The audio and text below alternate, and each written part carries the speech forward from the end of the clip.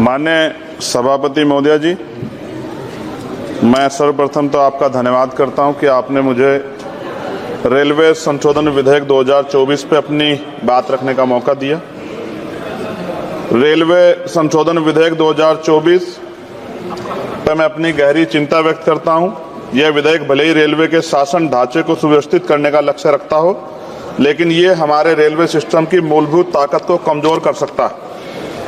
केंद्र सरकार की बढ़ती भूमिका भले ही अच्छे इरादों से प्रेरित हो, लेकिन इससे नौकरशाही में देरी हो सकती है और समय पर निर्णय लेने की क्षमता कम हो सकती है। हमें अपने रेलवे सिस्टम की चपलता और लचीलेपन को खोने का जोखिम उठा रहे हैं। रेलवे बोर्ड में सदस्यों की नियुक्ति मैं मंत्री जी से पूछना चाहता हूं कि क्या SC, ST, OBC और महिलाओं को इस बोर्ड में जगह मिलेगी? रेलवे बोर्ड सदस्यों की नियुक्ति शासन का एक महत्वपूर्ण पहलू है। यह आवश्यक है कि नियुक्ति योग्यता और विशेषज्ञता के आधार पर हो, न कि राजनीतिक विचारधाराओं के आधार पर। इस मोर्चे पर कोई भी समझौता निर्णय लेने की गुणवत्ता और भारतीय रेलवे के समग्र प्रदर्शन में गिरावट का कारण बन सकता है। जनता की जरूरतें सर्वोपरि है, इसलिए हमारे लिए आम आदमी की जरूरतें सर्वोपरि है। रेलवे सुलभ, किफायती और विश्वसनीय होना चाहिए। विधेयक को सुनिश्चित करना चाहिए कि इन सिद्धांतों का पालन होगा। हालांकि विधेयक का उद्देश्य अच्छा हो सकता है, लेकिन इससे संभावित परिणाम दूरगामी है। हमें सावधानीपूर्वक आगे बढ़ना चाहिए और सुनिश्चित करना चाहिए कि सुधार रेलवे के मूल तत्वों को कमजोर न करें। साथ साथ सभापति महोदया, जिस लोकसभा क्षेत्र से मैं आता हूं, नगीना, वो बहुत पिछड़ा हुआ क्षेत्र है। वहां के युवा, किसान, महिलाएं, मजदूर जीवन यापन करने के लिए कठिनाइयों का सामना करना पड़ता है उनको। इसलिए मैं माननीय मंत्री जी से मांग करूंगा कि नजीबाबाद से मुंबई और जम्मू के लिए ट्रेन चलाई जाए। साथ साथ नजीबाबाद स्टेशन गढ़वाल का प्रवेश द्वार है। मैं आपसे आग्रह करूंगा कि वहां जल भराव की समस्या होती है स्टेशन पे, उसकी देखरेख की जाए।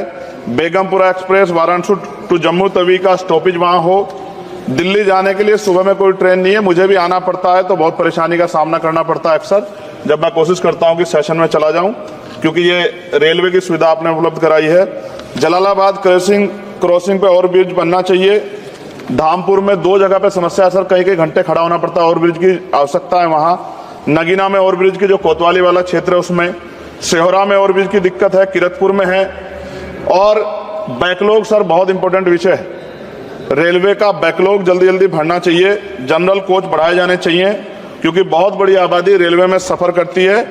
बहुत लोगों की जान दुर्घटना में जा रही है। हमने कई एक्सीडेंट जो है देखे हैं, और एक कर्मचारी की जान के जिस तरह दबके, ये भी एक बहुत बड़ी समस्या थी। जनता में गुस्सा पैदा हुआ, इसकी रोकथाम की जाए।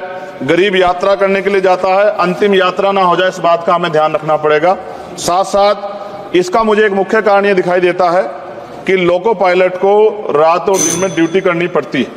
मैं खत्म कर रहा हूं। रात की ड्यूटी कठिन है, उसके बाद पर्याप्त आराम चाहिए। इस संबंध में HPC का सुझाव भी था कि लोको पायलट के लिए 2 रात्रि बाद ड्यूटी का आदेश हो, तो ये इस पे अमल नहीं किया गया, जिसके कारण उनकी आंख लग जाती है और कई बार दुर्घटना होती है। हजारों लोगों की जिंदगी से खिलवाड़ नहीं होना चाहिए।